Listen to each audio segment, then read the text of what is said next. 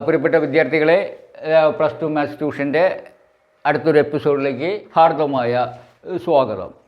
നമ്മൾ negative positive സംഖ്യകളുടെ സങ്കലനം, വ്യവകലനം, ഗുണനം വരെ പഠിച്ചു കഴിഞ്ഞു. ഇനി നമുക്ക് പഠിക്കാനുള്ളത് ഹരണമാണ്. ഹരണത്തിന് ഇതേ നിയമം തന്നെയാണ് ബാധകം. ഗുണനത്തിൻ്റെ അതേ നിയമം തന്നെയാണ് ബാധകം. അത് നമുക്ക് എങ്ങനെയാണെന്ന് നോക്കാം. ഇപ്പം നമ്മൾ പഠിച്ചതനുസരിച്ച് ഞാൻ ചോദിക്കുന്നതിന് ഉത്തരം പറയണം, എങ്കിൽ മനസ്സിലായിട്ടുണ്ട് എന്ന് നമുക്കറിയാം. ഇപ്പോൾ -5 ഇൻറ്റു -3 അല്ലേ, +15. വെരി ഗുഡ്, പഠിച്ചു. -5 ഇൻറ്റു -3 എന്ന് പറഞ്ഞാൽ +15. ഇത് തർക്കമില്ലല്ലോ. നെഗറ്റീവും നിങ്ങൾ കണ്ണുകൊണ്ടത് പോസിറ്റീവാണ് അല്ലേ. അത് -3 അർത്ഥം എന്താ? -3 -5 പ്രാവശ്യം ചേരുമ്പോഴാണ് എന്ത്? -3 -5 പ്രാവശ്യം ചേരുമ്പോഴാണ് +5 കിട്ടുന്നത്. എപ്പോഴാണ് പോസിറ്റീവ്? -3 -5 പ്രാവശ്യം ചേരുമ്പോഴാണ് +15 ആകുന്നത്.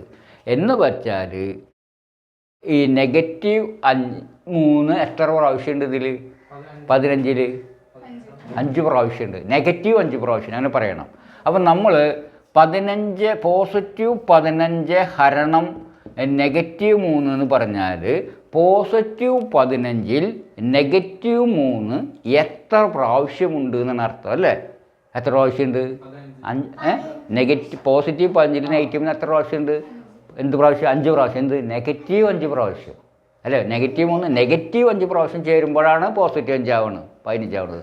അതുകൊണ്ട് +15ൽ -3 എത്ര പ്രാവശ്യമുള്ളത്? -5 പ്രാവശ്യം അല്ലേ. ഇതിൻ്റെ അർത്ഥം ഇതിൽ ഈ +15ൽ -3 എത്ര പ്രാവശ്യം ഉണ്ട് എന്നുള്ളതാണ്. അത് നമുക്കറിയാം, -5 പ്രാവശ്യം. ഉത്തരത്തിലായിരിക്കും -5. എങ്കിൽ ഒരു പോസിറ്റീവിനെ ഒരു നെഗറ്റീവ് കൊണ്ട് ഹരിക്കുമ്പോൾ ഉത്തരം എത്രയാണ് വരിക? നെഗറ്റീവ്. അപ്പോൾ ഒരു പോസിറ്റീവ് സംഖ്യയെ ഒരു നെഗറ്റീവ് സംഖ്യ കൊണ്ട് ഹരിക്കുമ്പോൾ നെഗറ്റീവാണ് ഉത്തരം. അപ്പം നമുക്കൊരു ഫോർമുലയൊക്കെ എഴുതണമെങ്കിൽ പോസിറ്റീവ് ഹരണം എന്താണ്? -3 സമം നെഗറ്റീവ് സമം നെഗറ്റീവ്. പോസിറ്റീവിനെ നെഗറ്റീവ് കൊണ്ട് ഹരിച്ചാൽ ഉത്തരം നെഗറ്റീവ്. മനസ്സിലായ? ഇനി മുകളിലേക്ക് എഴുതാം, അല്പം മുകളിലേക്ക് എഴുതണം കേട്ടോ. പോസിറ്റീവിനെ നെഗറ്റീവ് കൊണ്ട് ഹരിച്ചാൽ ഉത്തരം നെഗറ്റീവ്. ഇനി മറ്റൊന്ന് നോക്കാം. ഇത് പോസിറ്റീവ് ആയിരുന്നെങ്കിലോ? അതാണ് അടുത്ത ചോദ്യം. +5നെ +3നെ +5 കൊണ്ട് ഗുണിച്ചാൽ ഉത്തരം പോസിറ്റീവ് അല്ലേ. അത് നമുക്കറിയാം. +3 കുതിരകളെ 5 പ്രാവശ്യം കൊണ്ട് കെട്ടുകയാണെങ്കിൽ നമുക്കറിയാം അവിടെ ആകെ എത്ര കുതിരശക്തി ഉണ്ടാവും? +5 കുതിരശക്തി ഉണ്ടാകുന്ന യാതൊരു തർക്കവും ഇല്ലാത്തതുകൊണ്ട് അറിയാം.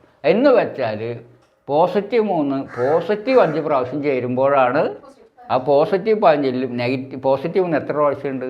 പോസിറ്റീവ്. അപ്പോൾ നമുക്ക് എങ്ങനെ എഴുതാം?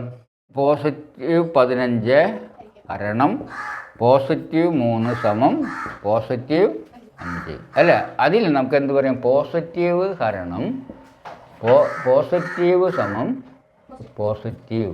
മനസ്സിലായല്ലോ? സംശയമില്ലല്ലോ ഇതിന്.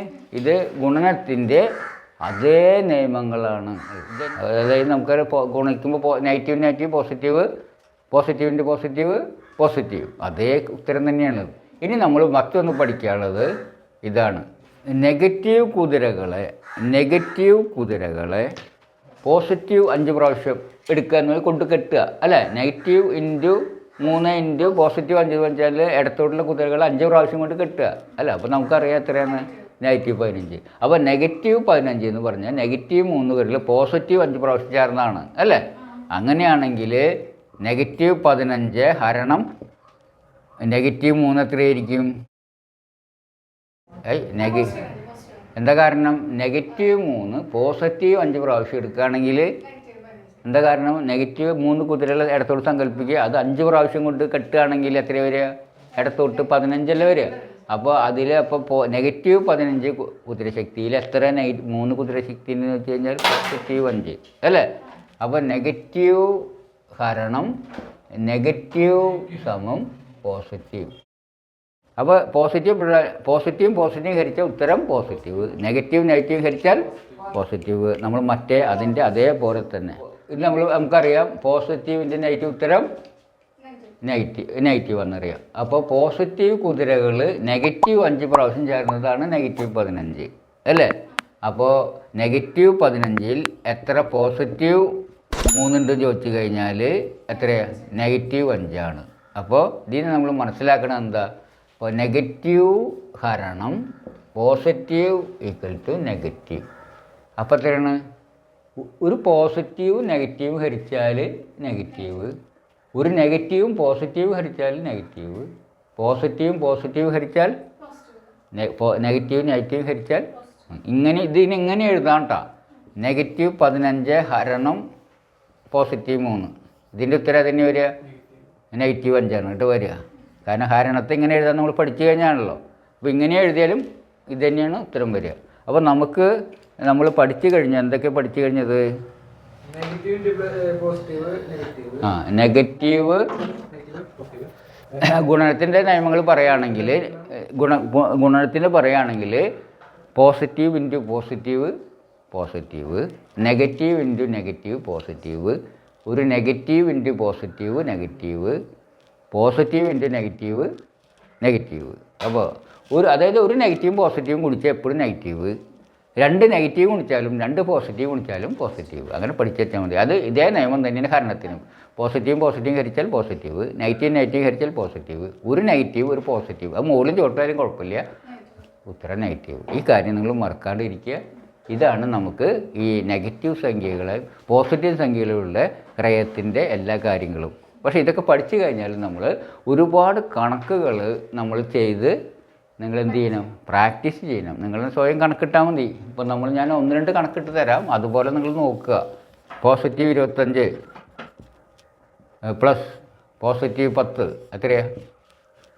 കൂട്ടുമ്പോൾ എത്ര വരിക? പോസിറ്റീവ് 35. ശംശയിലോ 35. ഇതിനെ പോസിറ്റീവിന് തന്നെ ഒരു 10 ഞാൻ ചെയ്യുക. പിന്നെ പോസിറ്റീവ് 25ൻ്റെ കൂടെ നെഗറ്റീവ് 10 കൂട്ടുകയാണെങ്കിലോ ഇങ്ങനെയാണെങ്കിലോ അതിനെന്ത് വരിക? 15 വരിക. ഏതാ വരിക? കാരണം വ്യത്യാസം കണ്ട് വലുതിൻ്റെ ചിഹ്നം അല്ലേ?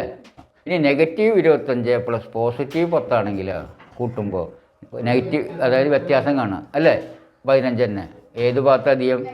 അപ്പോൾ നെഗറ്റീവ്. മനസ്സിലായില്ലോ?